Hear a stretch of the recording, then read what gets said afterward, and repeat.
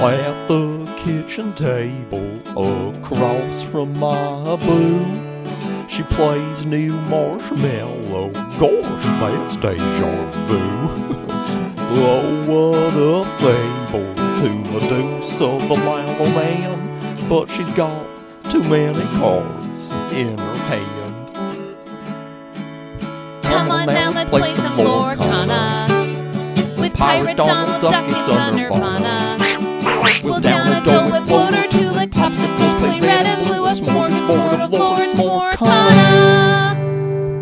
Hello! Greetings! Good day. Salutations! Howdy, howdy. I'm Brett. I'm Katie. And you're listening to S'morcana. The s'more you learn, the s'more you do. That's our new slogan we're trying out. Let us know in the comments how you think it's going. Speaking of comments, a little bit of a follow-up on a poll that we had on Spotify. We asked about whether or not there are pears in fruit cups. Yes, we did. And we've learned something. I think that we were talking at cross purposes. I believed that we were talking about fresh fruit cups that you would have in a restaurant. Yes, like when you're getting breakfast, they say you can add a fruit cup for $1.99. Whereas you were talking about toddler snacks that come in tiny plastic cups off the grocery store shelf. Right now, I would venture to say, A, they're not toddler snacks. Anyone can enjoy a fruit cup. And B, when you go to a restaurant, they either call it a fruit salad or a fresh cup of fruit. You were talking about juvenilia while I was talking about refined I was food talking options. about fruit cups. Anyway, the poll was an even split. 50-50. No way. Yep, right down the middle. What? Half the people said, yeah, what the heck? There are no pears in fruit cups. And half the people said, yeah, there are pears in fruit cups. And then upon further investigation with some of our local metamates, we were able to determine that we were talking at cross purposes. Anyway. It's true, but I think that this is all baloney that it's 50-50. We needed to cover this because, as you all know, we are not just a Lorcana podcast. We are a snack and Disney podcast. And we need to make sure that the triumvirate of topics is always being filled. Yes, we must honor each leg of the tripod here. Katie, we just got back from our third and likely final set championship. We sure did. At Diversions. We were walking into Diversions from the car and you said, oh, thank goodness it's at Diversions today. The tables will be clean and there'll be a lunch break. Oh my God, I love Diversions. That's all you ever wanted. Oh, we missed it so much. We were out on the road. We played at some lovely stores. We met lovely people. We had great times. But God, it was great to have a little homecoming here at the end. Nice that it was in our own backyard after our late night at a wedding last night that you officiated. Yes, after our late night fist bump into the YMCA into the wee hours of the morning. Yeah, we came in this morning a little bit crusty, peeling ourselves out of bed, taking only a 15-minute drive or so right into town to play the set champs. And it was a blast. You know, we both did okay. And I think that for both of us, maybe it's that we had been to 3 set champs, or maybe it was whatever, but the highlight we were just sharing of both of our days was having lunch with all of our pals. Yeah, absolutely. The lunch break was definitely the best part of the day for me. Going across the street, getting some flatbread. That was delicious. It was nice to just pal around. I did bubble again. No, the bubble boy. And that's always a frustrating experience. Yeah. But, you know, what can you do? What can you do but continue s'moring on?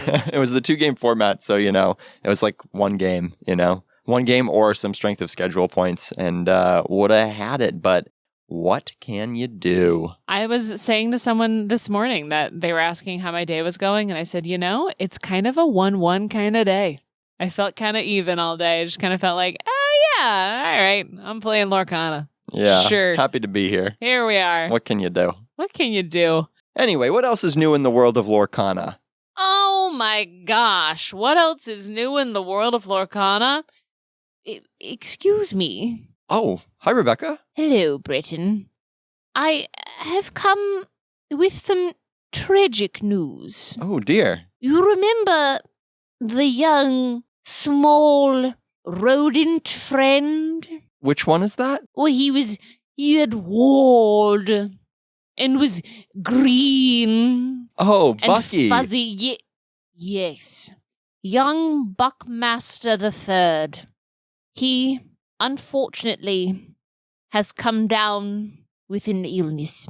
Oh, well, I can't say I'm too sad to hear that news, honestly. I don't want... It's a little bit of Schadenfreude, but I don't think many people were enjoying his company lately. Why, he's freshly nerfed. How could you be so harsh with your words? I'm sorry. It's just, I think a lot of us are rejoicing in the nerf. I think that it was a good thing, perhaps, for the health of the game. Lots of people are really excited about it. May I go off the record? Sure, yeah. I'm also quite delighted. I thought you would be, saucy Rebecca over there. All right, well, I must go and return to maintaining order and making sure that everyone is staying classy about this change. Thank you for the news. Thank you. It was nice that she came by to talk about Bucky. Yeah, Bucky's done. Bucky's donezo. See you later, Bucky. Yeah, you definitely, like Rebecca said, we don't want to be tacky about this. But boy, it's a good thing. I'm happy. It's nice to feel like you don't have to play a steel deck or be prepared to make headway in the meta. You might be able to quibble about how this was implemented. Should it have been a ban? Was the nerf too harsh, etc., etc. Ultimately, there's going to be 204 new cards added to the game, and that's going to outweigh any potential change to this one card, right? So, we'll get to just move on and say we're glad that the meta will shift. Exactly. I think it's going to be a great thing. I know a lot of people have some hard opinions on how they did it, and they would have done it differently, and what if they had just banned the card altogether? I mean, it was going to be a difficult situation no matter what. He was a really powerful card, so I feel like if they had banned him, people would have said the same thing, that, oh no, they should have just changed it, and blah, blah, blah, blah, blah. So I'm excited also to see what it does to the meta. I'm not a huge fan of squirrels in general. Really? Yeah, they don't do it for me. Why is that? Think we have time for a quick story, a tangential story, yeah? Dear listener, grab a drink or a snack and settle in. It won't be that long, but really quickly. No, it's a good one. So it's several years ago. I was working on the lighting for a production of Peter Pan at a park in New Hampshire. So it's an outdoor stage, and it was late at night because you can obviously only really work on the lighting at night when you have an outdoor venue. So we had hung all of the lights. All of these lighting fixtures are up on their truss, maybe 100 lights, and they're all plugged in, ready to go, or getting ready to turn them on for the first time after the long winter, yeah? And there's a shed in the park where the dimmers are kept. Dimmers being basically gigantic blocks of metal that control how much electricity is going to all of these different lighting fixtures. Right. The good things to keep locked up in a shed all year, probably. You don't want people touching them. So I've got my flashlights, about, midnight, 1 a.m., something like that. And I go over to this shed and I have the key and I am going to turn on the dimmer racks. And I start to unlock the door and I hear a rustling on the other side. Oh, no. And I open the door all the way and it's pitch black in there. And I hear just like a ton of rustling, like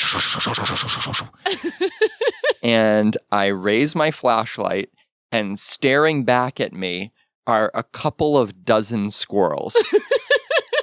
So many squirrels. So many squirrels. Like dozens of squirrels? Dozens of squirrels. Probably about 20 to 30 squirrels. Oh, and my Lord. This stench hits me. How big is the shed also, so we can picture it? Sure. It's maybe 10 feet by 10 feet. It's a pretty big... It's like more a shack than a shed, maybe. Yeah, but that's still pretty tightly packed with squirrels. Yeah. And this stench hits me. Just like the stench of animal, like refuse and animal. And the squirrels all are staring. I can see their eyes, right? Like reflected in the flashlight. And I knock on the door jamb to try to like get them to go away or something. I don't know, to startle them away. And so I do that. And then another dozen or so squirrels fly out of all the corners and they all go up into this little crack in the roof and fly out of the shed. And so I start looking around the dimmer racks and the whole shack, and the squirrels had taken all of the paper goods that had been stored in this shed, because there's also like a food stand. So all of like the paper plates and the napkins and things for the off season had just been put in boxes in the corner of this hut. And they had been torn apart and made into this gigantic squirrel's nest. Oh, gosh. So, I'm thinking like Squirrel's nest is so unnerving. so many of them. It was like, a squirrel compound. Oh my gosh. They were just living their best life in there, I guess. They had all of the soft, fluffy paper goods that they could want. They could forage and then bring all of their acorns and things into this shed. Of course, naturally, the lights did not turn on. Yeah, right. It had been squirreled. And I wouldn't have wanted to turn them on because I'm pretty sure that would have been the perfect environment for an electrical fire. Yeah, no way. No. So we did have to clear out the entire shed before we were able to turn on the lights that year. It was an interesting experience. And so when I think of squirrels, I think of the smell of that shed and the strife that was caused in delaying our theatrical endeavors. It's so gross. I've heard that story before, and I still got chills up my spine. Yeah, I'm not a huge fan of the squirrels, and I'm not a huge fan of Bucky, so, good riddance to them all. I mean, I'm not going to try to hit one with my car or something like that. God, no, I'm going to break gently for them. Yes. I don't really bear them ill will. No. But it's kind of nice and possibly therapeutic that there won't be any more squirrels infringing upon your Lorcana experience. Luckily, Merlin Squirrel is also not part of the meta, and he's getting power crept by the Merlin Tortoise card that was revealed that's coming in the next set. So you know what? I don't think we're going to have to deal with squirrels for some time, and I, for one, am perfectly pleased. That was very brave of you to share your squirrel stories with us. Listen, acknowledge your trauma. Acknowledge your squirrel trauma, everybody. Well, we've got a lot of exciting things coming up this episode. This is our Princess and the Frog themed episode, after all. Yes! We've got a fun deck to share with you. We've got some information and fun facts and bet you didn't know about Diz about Princess and the Frog, the movie coming up, and Tiana's Bayou adventure. We're going to talk about beignets for the dessert course. It's going to be a lot of fun. But before we get into our menu proper, it is time to spin a wheel to figure out the winner of our giveaway. So luckily I was able to export from Twitter and from Instagram and Facebook, and I didn't have to transcribe these individually. Yes, otherwise we would have had to cancel our upcoming trip. We would have still been home. Taken quite a long time. We have 211 entries here, which is amazing. So cool. It was so great to watch all of these comments coming into the comments and the shares and the likes and everything. It was like so much fun to watch people especially have conversations in the comments about, toppings that they enjoyed similarly to other people and some people disagreeing, and it was really fun. We had a pretty even split, it seems, between marshmallow and chocolate being the favorite ingredient.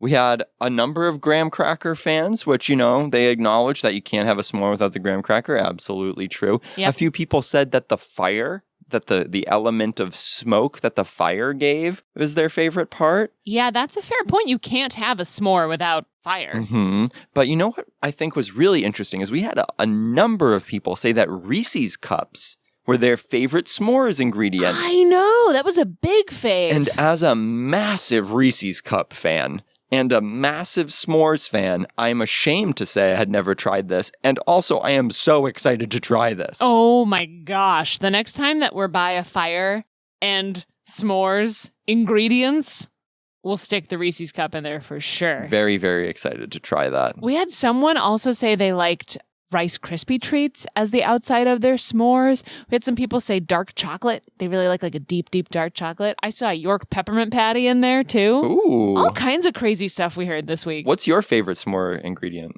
I think it would be Reese's cups if I had ever done that. But if we're talking classic chocolate, graham cracker, marshmallow, probably the marshmallow. I do love chocolate, but I'm a big fan of just putting marshmallows on there. After I've had a good s'more, I could just eat 10 more marshmallows. What about you? Normally, I'd say it's the chocolate is my favorite part. I think it's really interesting that you wouldn't expect chocolate to be a cooling flavor, but that in the context of a s'more, with the hot marshmallow, the chocolate ends up being almost a cool sensation. And I really appreciate that. Yeah, it's a really good point. All right. It's time, everyone. Let's get to spin that wheel. Here we go. There are a lot of names, so it's spinning for quite a while here.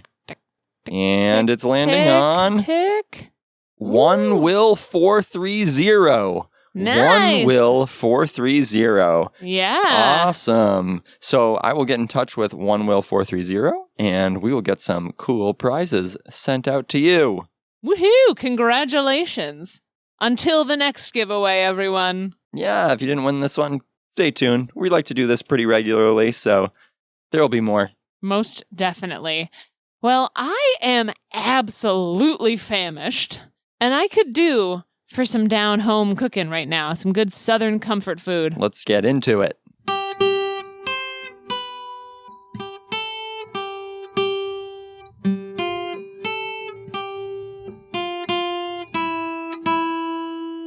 Bonsoir, mademoiselle. Comment ça va?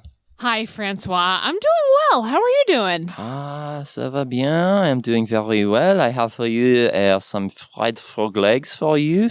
Whoa, fried frog legs? We are celebrating the wonderful film about Tiana and she is a restaurateur herself, so we are celebrating her tonight. Wow, all right, thank you. Frog legs. Ooh. I feel like that's a little tricky. Yeah. Because Tiana and Naveen, they're frogs for a lot of the movie. So it's right. Are we eating Tiana? No. Okay, sorry. These are less anthropomorphized frogs. Yeah, these are the idea of fried frog legs. Right.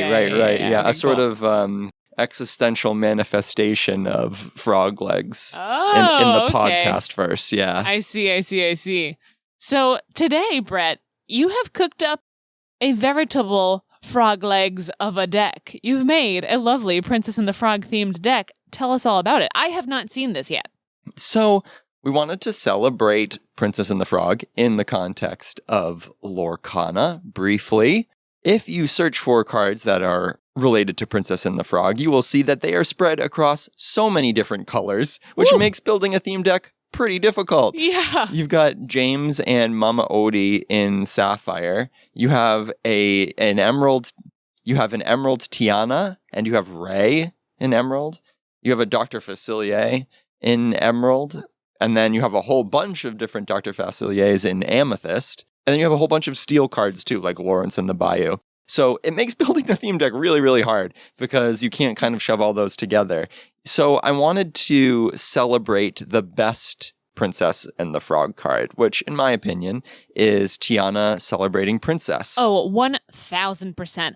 I think it also might be my favorite art of all the Princess and the Frog cards. She looks like a true baller. Just to refresh your memory, this card, Tiana Celebrating Princess, is a 4-cost uninkable steel card, 1 strength, 4 willpower, quests for 2. It has resist 2, and she has the ability, what you give is what you get, which says that while she's exerted and you have no cards in your hand, your opponents cannot play action cards. Yeah, incredible. When she pops off in a deck, she truly pops off. She's a really, really, really cool card. Super powerful, really fun to build around.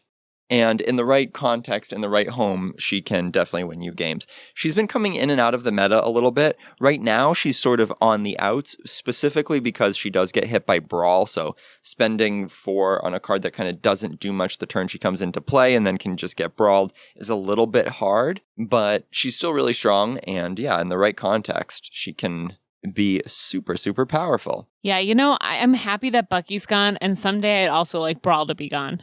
There's a lot of good cards that you want to play, but they get brawled, so no one plays them. But I think Tiana's one of those, like you just said, she'll someday have her day, I'm sure. Yeah, she'll come back, and maybe it will be in a deck similar to this. Yeah, what else is going on here? So I just want to provide the kind of overview. We don't have to go card by card, but this is an aggro list for sure, a list that can go pretty speedily and then hopefully makes a robust kind of board that is difficult or tricky to remove. Yeah. My favorite kind of deck. So we have a few cards like Lilo, Making a Wish, just that classic 1-drop who quests for 2. We have the Piglet Pooh Pirate Captain. We have some bodyguards like Simba. Then a cool package of high questing steel cards coupled with healing amber cards. So we have both Mr. Smee and the wonderful Lawrence from Princess and the Frog, of course, who is a 0 strength, 4 willpower character that quests for 2. But while he's undamaged, he gets an extra 4 strength. Oh, I love that. So you can keep him healed with your Julietas and your Rapunzels, and then allow your Smees and Lawrences to quest for a whole bunch. That's really great. I love Julieta and Rapunzel. I think they're both underused a bit for how great they are. And Lawrence, I've never seen in a deck before. That's going to be so fun. Yeah, he's been making a little bit of a wave lately with some of these Steel Song lists, making a few appearances. Some people have been playing him in the 1 jump ahead versions of Sapphire Steel. So he can be a strong card in the right context, especially if you can heal him. But I think this would be a deck where he would really shine for sure, especially given the themes. We've also got some classic Princess and the Frog characters. We had to flesh things out here with a couple copies of Prince Naveen. Oh, what a guy. He's a vanilla 3-cost, 4/3, quest for 1. But, we have to have a couple copies of Tiana's Suitor. As the text says, all he's got is his charm. That's all that card is. Just a little charming card. We have a cheeky copy of Eudora, who, again, if it weren't for Brawl and Madame Medusa, could really make some waves. What a butt. That's a big butt. A 9 butt. Woo! Like we've always wanted for Donald. Eudora has that butt. Eudora has Donald's dream butt. We're also including 3 copies of Chen Po. Ooh, Chen Po forever. That makes your ideal curve Tiana on turn 4, Chen Po on turn 5. Hopefully you have no hand at that point. So your opponent has to both chew through Chen Po's bodyguard ability to get to Tiana and can't use actions to do so. So that's the ideal. A fun little enabler for Tiana. Then we're filling out the deck with some songs. Songs are really important for the deck because you're going to want to be able to use extra cards each turn so that you can turn Tiana's ability on. So we've got a couple of Be Our Guests. We've got 4 of the Bare Necessities, and then the removal package of some Strengths of a Raging Fire and Let the Storm Rage ons. Love that. And then finally, because it wouldn't be a good Princess and the Frog deck without some of these locations. I was sitting here hoping we were going to get to these Princess and the Frog locations. We've got 3 copies of the Bayou. Yeah, the Bayou. I like the Bayou because it will allow you to potentially ditch some extra uninkables. Like if you have 2 Tianas in your hand, you could pitch one of them to make sure that her ability is turned on. Right. And then we've got 2 copies of Tiana's Palace. Oh, I love this location. Beautiful art, very thematic, and a great place to put your Lilo or your Piglet Pooh Pirate Captain, or even your Tiana, just to keep them safe. It's got 8 butt, this location. I guess we can call locations having butts, Yeah, right? that location's got butt. It's got 8 butt. Like, that's crazy. And characters that are there can't be challenged. Like, that's really cool. Yeah, it's a little expensive to move characters there for sure. But if it comes down a little bit later in the game, like around turn 5, say, you could follow up if you don't have Chen Po, follow up Tiana with Tiana's Palace and then immediately move her there and make her super, super hard to remove. I really like this Princess and the Frog deck. I also like, as a fan of heroes instead of villains, I really appreciate that. I guess Lawrence is a bit of a villain, but I appreciate that there's no Facilier in here. He belongs in a spooky villain deck. And also, like you said, I mean, he's a totally different color than like pretty much all the other Princess and the Frog cards. Right. So if you want to put them in the same deck, you could play Emerald and play one of the Dr. Faciliers and the Tiana that's a vanilla 5/3. Sure, yeah. but I don't know that that's a more exciting deck or a more efficacious deck than this would be. So No, I much prefer this list. This looks like a lot of fun. a special shout out to the 1-drop Tiana as well, who is a vanilla 1/3, but who has stacks on stacks of beignets. Oh, they look in so her tasty. art. Yeah, she's carrying huge plates of them, and that is exciting in and of itself. Her man kitchen beignets. So good. Yeah, so this is a list that is as thematic as you can while also being somewhat cohesive given the current card pool. We will definitely post this on the social media so you can take a look at it. And, in the future, hopefully we get some more Princess and the Frog type cards that would potentially tie some of this together. I hope so too. Delicious frog legs. Floodborn Tiana when? Floodborn Tiana when indeed. We really need to see that. Maybe she's in the next set. Hopefully. Maybe she's a big reveal. Maybe she's an enchanted card. I don't know. We can only hope. We can hope.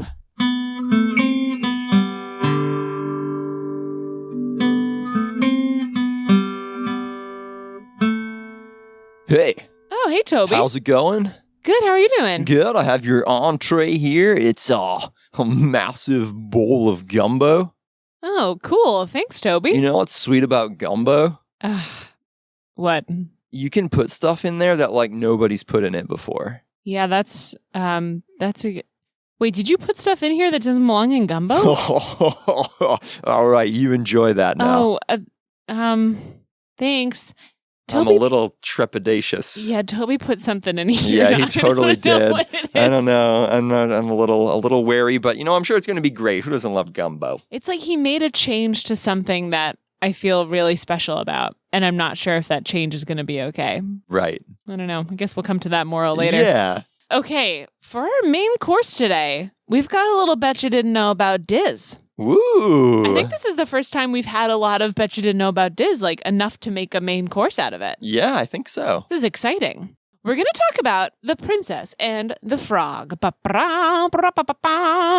So, The Princess and the Frog, a very special movie for many, many reasons. It came out in 2009. It was directed by John Musker and Ron Clements. Do those people sound familiar to you? I feel like they directed other things. Yes, they are legends, literally Disney legends. Okay. Incredible directors. They directed many of your childhood favorites. If you're sitting there being like, nah, that's not me. I like all these cool movies and nobody knows about it. It's you. I'm going to tell you what they directed. They directed The Great Mouse Detective in 1986. They directed The Little Mermaid, 1989. Aladdin, 1992. Hercules, Treasure Planet, Princess and the Frog, obviously, 2009. Moana, 2016. Wow, what a long and fulfilling career. Also, what a Lorcana career. Yeah. All of their movies are in Lorcana pretty heavily, which is impressive. Yeah. They're great directors. They actually, if you're watching Aladdin and there's a moment, I'm going to get into it here. There's a moment in Aladdin where there's a suitor riding on a horse and he's really rude to Aladdin. And he spits on him and calls him a street rat. Remember this? So there's two men standing at the side of the road in this scene. And they go, "Oh, yes, another suitor for the princess." So those two guys are drawn to look like John Musker and Ron Clements. Oh, okay. So we all know what they look like. So you guys all know. Instantly. You know who I'm talking about. Yeah, perfect recall of that very short instance of that movie. So anyways, by 2009, when this movie came out, and 2007, right when it started production, or maybe even before then, Disney had started to shy away from hand-drawn animation. That's how it all started, right? Walt Disney drew everything by hand. But with technology advancing and places like Pixar becoming really great at computer-generated animation, it was kind of getting, shown out the door a bit. And the last feature film that Disney had released that was fully hand-drawn was Brother Bear in 2003. So, when they made Princess and the Frog in 2009, the executives and everybody were like, we got to get back to hand-drawn animation. Who do you call to return to beautiful hand-drawn animation but John Musker and Ron Clements, the legends that they are? Many legends were involved with The Princess and the Frog. The person who was the supervising animator, so the main artist kind of forming what Tiana would look like, was Mark Henn. Mark Henn brought you such legends as Ariel, Belle, Jasmine. Wow. He's like the princess guy, right? He knows a lot of good things. If you Google Mark Henn, you can look up hours and hours and hours of him talking about animating princesses. Louis, the alligator in Princess and the Frog, animated by our old Bet You Didn't Know About Dis friend, Eric Goldberg. Wow, from like episode, 1 or 2? I think so, yeah. Awesome. Yeah, Princess and the Frog was a big success when it came out, like, most Disney movies are. It's a fantastic movie. If you have not seen it, stop this episode right now and go and watch it. A lot of cards in Lorcana are going to make more sense to you if you stop right now and watch it, and you'll have a great old time. It makes sense that Eric Goldberg would do Louis the Alligator because he did the genie. Yeah, they're both similar in styles if you look at both of those characters, and if you lump Philoctetes in there from Hercules, right? They're all kind of rounded, little jumpy, bouncy things. Sidekick figures. They kind of look like Eric Goldberg. He's a round, kind of bouncy, jumpy fellow, too. Louis the Alligator, another card we need in Lorcana, ASAP. Oh, do we ever? Oh, my goodness. That would be amazing. All right. Keep all of this knowledge of the Princess and the Frog in your head. I am now going to take you on an adventure. We're going to the land of Splash Mountain. So Splash Mountain opened in 1989 in Disneyland. An amazing ride. It's a big log flume ride if you don't know what Splash Mountain is, which if you don't, that's okay, because I'm about to tell you that it doesn't exist much anymore. But here's what it was. So Splash Mountain just recently closed, but it opened in 1989 in Disneyland, in 1992 shortly after in Disney World. It's a log flume ride. There are many mountain roller coasters in Disney World and Disneyland. There's Space Mountain, there's Thunder Mountain, and then there's Splash Mountain. Splash Mountain was the brainchild of Imagineer Tony Baxter. Tony Baxter's done a lot of incredible things. I mean, you Google his name too, and you'll see that he made like all of your favorite rides. It was originally called Zippity River Run. Hence the song Zippity Doodah was a big part of it, right? So executives quickly stepped in when Tony Baxter was like, yeah, we're basing it on, the Song of the South, and they sing Zippity Doodah in that song, and it's going to be called Zippity River Run. They said, no, you have to change the name. It has to be about Splash. Splash the mermaid movie? It has to be about Splash and have mermaids in it. This is shocking to me. I had no idea. Yeah. And Tony Baxter, the artist that he is, was like, no, that doesn't make any sense. Like, our ride is not about a mermaid who falls in love with Tom Hanks. What are you talking about? If you don't know, listeners, Splash was the first film released by Touchstone. When Disney created Touchstone, they were trying to make like adult-centered movies, live-action movies. They stuck Tom Hanks in there. It's a pretty good movie if you go back and watch it. It's fine. It's about a mermaid who like falls in love with a man. I certainly wouldn't think, we really need a log flume ride about this movie. Yeah, they were like, sell Splash for us. So they renamed it Splash Mountain, which, I would never know that it's named after Splash, like, because you do splash on the mountain. It made sense. It's not a terrible thing. Sure. But anyways, it was certainly not based on Splash the movie. It was based on characters from Song of the South. Now let's take you down yet another detour here. Song of the South is a 1946 film from Disney, which has been hidden away. Very much so hidden by the company. It's about a young white boy who's having struggles in his life, and he's comforted by the stories told to him by his family's slave. Yes. Yes, that's what the movie's about. Obviously, it's very controversial. Disney, when they were making Splash Mountain, thought, no, this is fine. It's not going to be a problem. We're basing it on the animated characters that show up in the cute parts of the movie. The non-problematic part. And in their defense, a lot of people don't know Song of the South. They never re-released it in theaters. They never released it in home video. So a lot of people thought these characters just existed on the ride. And that's it. And that's where they live. And that's how they are. And you don't need to have seen Song of the South to understand Splash Mountain. It's just a bear and a rabbit and a fox. And they're just having troubles. I don't know. They're doing little things together. They're chasing each other like little critters and stuff. Yeah, then you end up falling down a flume and you're like, wow, the rabbit's okay. So that existed for a long time. In 2020, Disney said, guess what? We're fixing Splash Mountain, which was very good timing before there started to be a big uproar about the theming of it, right?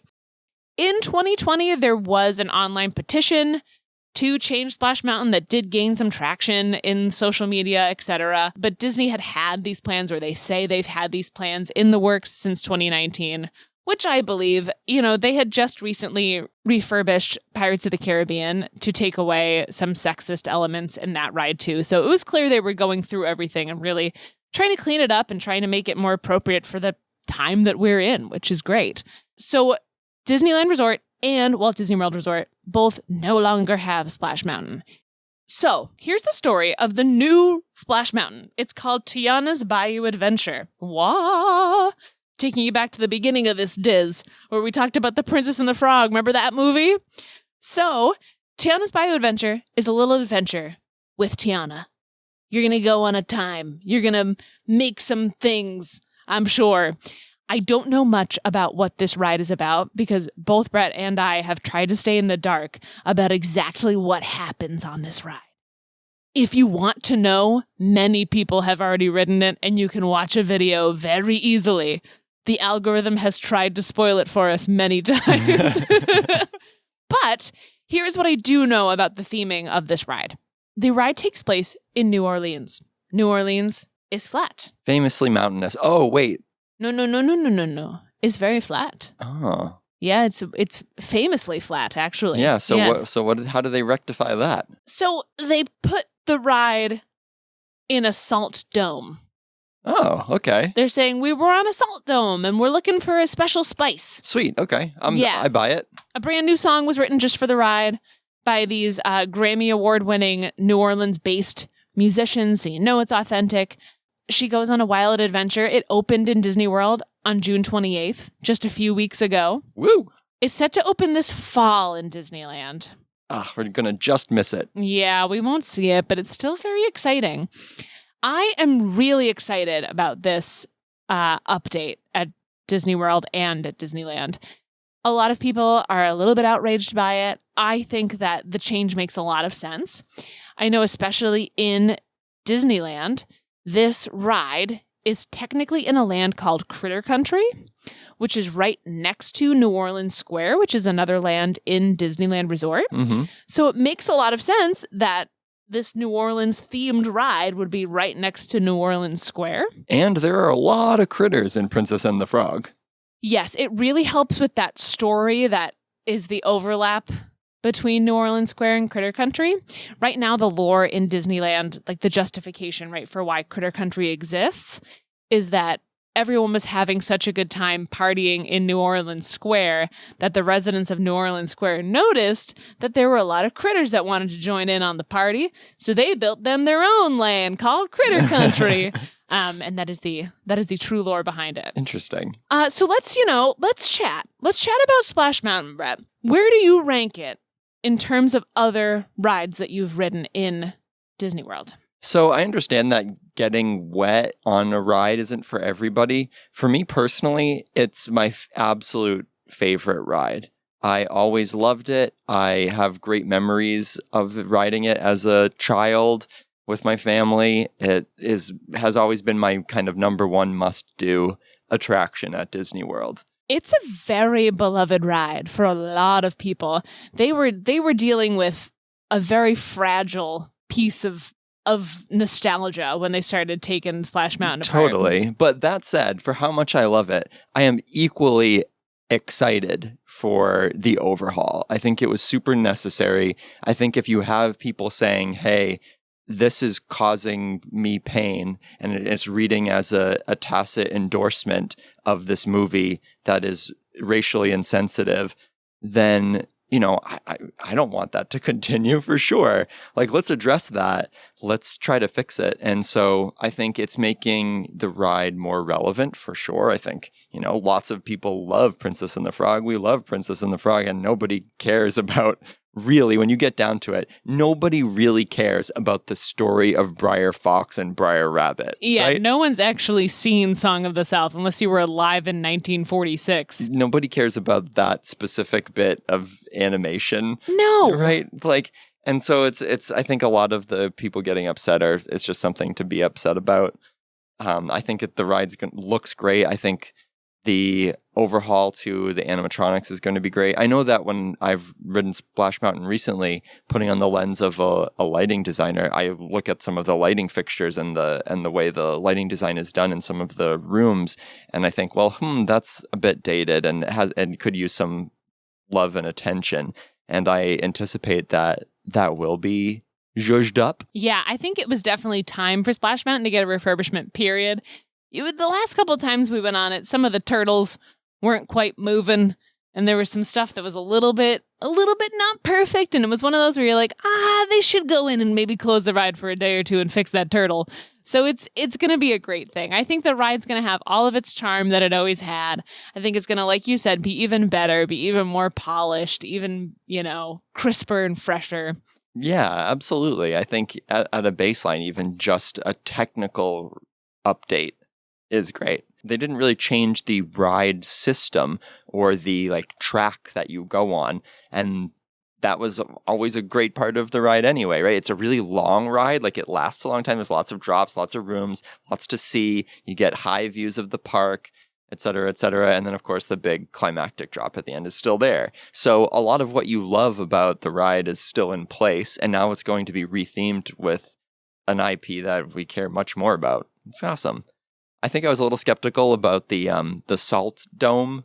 Yes. I didn't know that was their justification, but it's awesome that they did justify it that way, because it is a thought I had, how are they going to make a mountain in Louisiana, right? It's famously under sea level, right? Right. So it's cool how they've kind of sculpted the quote unquote mountain, because it used to look like it was towering, and they tried to make it that way with that point on the top, the split log and everything. So it looked really tall, and now they've kind of rounded it so it's less about it being tall, even though it is a really large structure. So I think it's great. Yeah, right now it looks like just a chunk of the bayou. It's actually gorgeous because you can see the last couple of times we've been to Disney World, you've been able to see the outside changing and starting to transform into Tiana's Bayou Adventure. It's a lot of fun, and I think it's going to be a great ride. They brought back some of the original voice actors to do additional recording too, right? Yeah, all of them, yeah, which is very exciting. I actually don't know about Dr. Facilier. Haven't seen that, so I wonder if they're keeping that a secret. I wonder if the story takes place, before or after the movie, because if it takes place afterwards, it would make sense that we wouldn't see Dr. Facilier. That's very true. Oh, I want to know so much. Again, if you want to know what happens on this and you're dying to know how the ride is, you can Google it. But don't. But Google it at your own risk. Yeah, don't do that. Try to experience it if you can. Yeah. So there you go. That's the state of Princess and the Frog in 2024. It sure is. That's how it's doing. That's what you need to know about it from the past and from the present and a little bit of the future.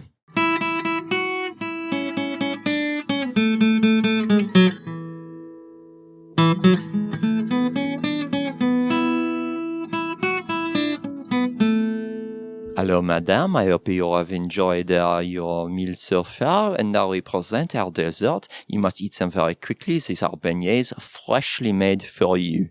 Oh, wow. Thanks, Francois. It is my distinct pleasure. Thanks. I Look love at Francois. these. Oh, he's the best. Both he and Helga have just looked like they're on another level lately, just beaming ear to ear. And I guess, the restaurant must be doing well because they just look really happy. Luminous. Yeah. Luminous. We've got some delicious beignets in front of us. Ooh. Oh, I love beignets. Piping hot. Oh, they're so tasty.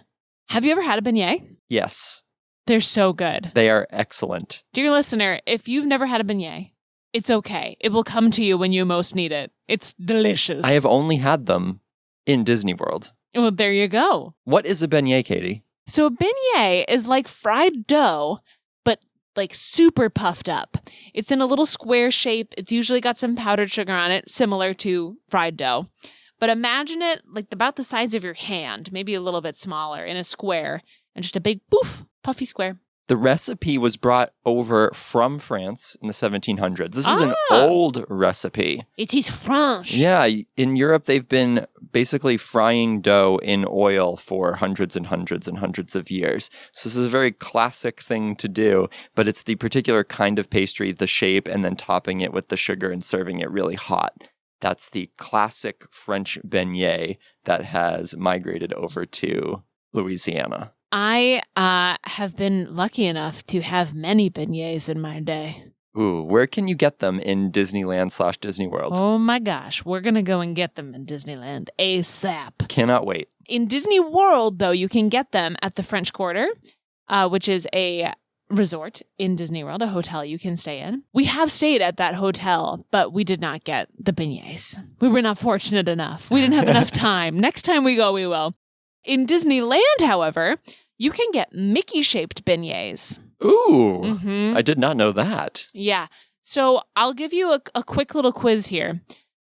I'm going to give you 3 possible lands that you could find beignets at in Disneyland. Okay. You ready to play the game? Yeah, I'm ready to play. Okay. Option 1, Fantasyland. Option 2, Critter Country. Option 3, New Orleans Square. Now, obviously, I want to say New Orleans Square. Is it New Orleans Square or no? Yeah, good job. Ding, ding, ding, ding, ding. Wait, what? That wasn't much of a game. I thought it was fun. Yeah, you can get you can get them in New Orleans Square. Wow, who knew? Specifically, you can get them at a magical place called the Mint Julep Bar. Okay. The Mint Julep Bar is a mystical window which gives you cold, icy mint juleps and beautiful Mickey-shaped beignets in bags. They just stuff 3 of them in a bag, and they put powdered sugar in it, and you shake it all around, and you eat them. Yum. Yeah. We'll be doing that in a couple weeks. Oh my gosh. They're delicious. I have tried to make beignets at home before, and I've been successful. But it's very difficult. I recommend you make a pilgrimage to somewhere that's great at beignets and hit it up. Now, would you recommend having a beignet while playing Lorcana? No. No, and that's hard for me to say. Beignets are so messy, though. They're so messy. There's so much powdered sugar that if you blow out with your nose on them, it's everywhere. If you go So they get all over your cards. all over them. Darn. But they wouldn't stain them. So I guess it wouldn't be a disaster. It's not like ice cream that's going to get them all sticky and gross. You would just blow on them, and then the problem would be solved. Now, Brett, we're discussing beignets here. Are there any Lorcana cards that remind you of beignets? Lest we forget, we are a Lorcana Disney Snack crossover podcast. I think that I would say, how about look at this family? Oh. Right? It's a warm card. It's filling. Yep. You get a lot out of it if you invest in it. It's best enjoyed together. Oh. Yeah, and then you included in that family presumably is a wonderful chef, Julieta. So I think that's a well-rounded kind of analog for a beignet in Lorcana. How about you? Very well said. I think that you're right. The one that first came to my mind when thinking of beignets was Lady Tremaine, Imperious Queen. What? Yeah. So now maybe her hair is shaped like a beignet. I don't know. Maybe that's part of it. Her hair kind of looks like 2 beignets together on top of her head. Beignet head Tremaine. Yeah. But also, speaking seriously now about why she reminds me of a beignet, I am happy every time I see her in my hand. She makes me feel warm and fuzzy. I never feel greasy or sticky after playing her, right? I play her out and I go, oh, that was delightful. I don't feel full. I don't feel hungry. I just feel nice. I think I had a nice time. I see it and I go, oh, I'd love to play a Tremaine. Just like if I walk by a beignet, I go, oh, I'd love to have a beignet. I think there are a lot of people out there who have a very different feeling when Lady Tremaine hits the board, but... That's fair, but she's a lady that's been very good to me. You know what? We all enjoy beignets and Lady Tremaines differently.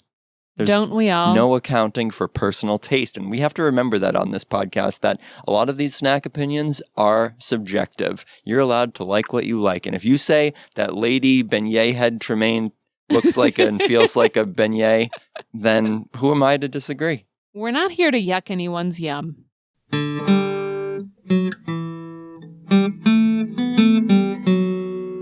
Oh, that was a delicious meal. Oh, I'm ready for an after-dinner mint. Grab a mint on the way out. We don't want to have frog leg breath. Yeah, frog leg gumbo beignet breath is no good. What card have you cooked up for us this week, Brett?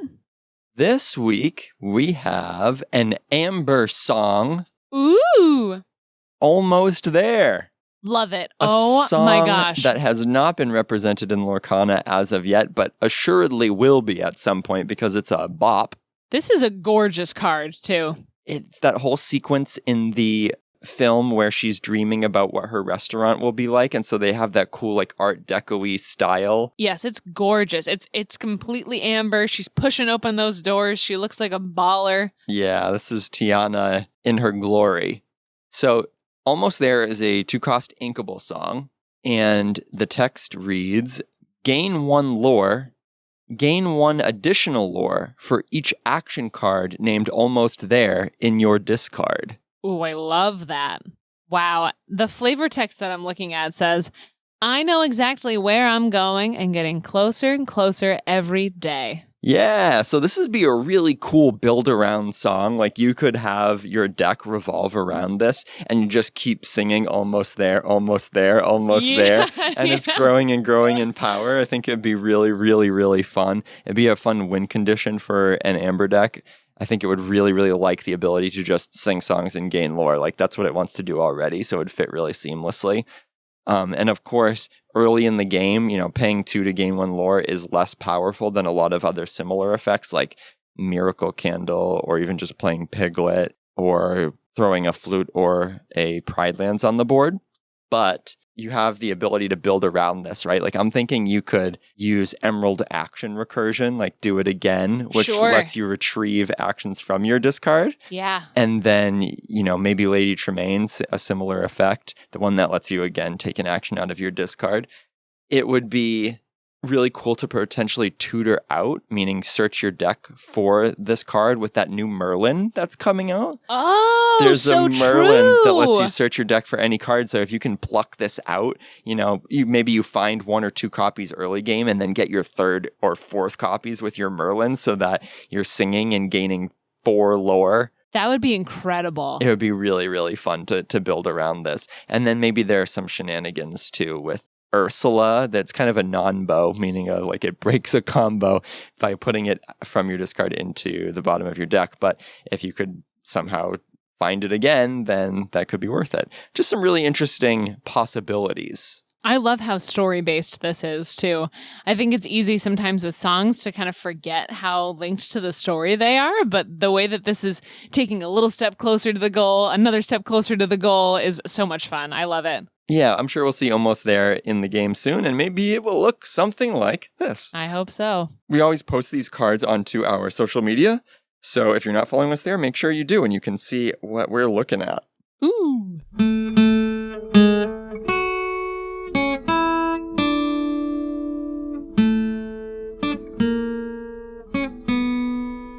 What a feast. Oh my gosh, I'm stuffed. Whoa, wow. Woo! Now, the menu is looking pretty crowded for the future. We have a stuffed menu on the horizon. Oh, we've had to add more pages to our menu for sure. So we have pre-recorded a lot of episode 24 for next week because we're going to be on the road. We're going to be going to Texas in a couple of days, attending the Fort Worth Challenge.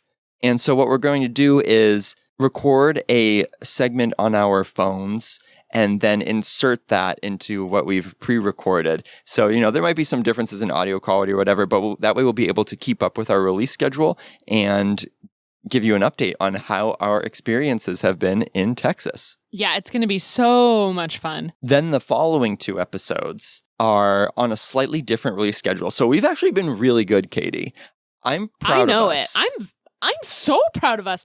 Did you notice also, I hate to say it, But at the beginning of this episode, I didn't say, wow, it's episode 23. Yeah, but you now just... I said it. Yeah.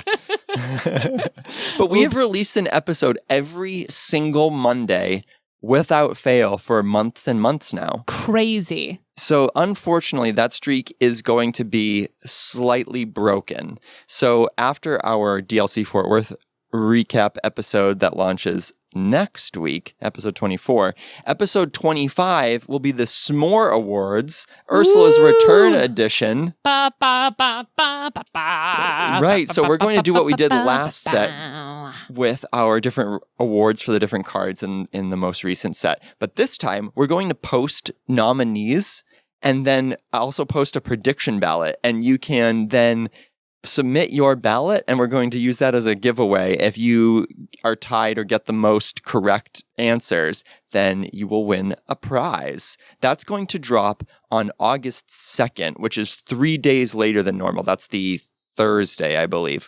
So a little bit of a delay on that episode. And then the week after that, the episode will be 2 days later than normal, and that will be the Shimmering Skies preview episode. Woo! Exciting. So still an episode a week. It's just that they're going to be dropping a little bit later in the week for a few weeks in a row. So apologies for that if you rely on us to kick off your week on Mondays, but we're going to get back on schedule soon after that.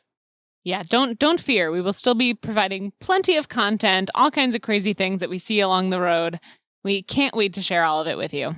If you liked this episode or any other episode, please do consider going onto Spotify or Apple Podcasts and leaving us a review. It helps a ton with the algorithms and makes sure that if people are searching for a Lorcana podcast, we do in fact show up. So we'd really appreciate that. As always, follow us on social media. We are on Twitter, At Smorcana, on Instagram, at Smorcana, on Facebook, at Smorcana, and at gmail.com. Smorcana.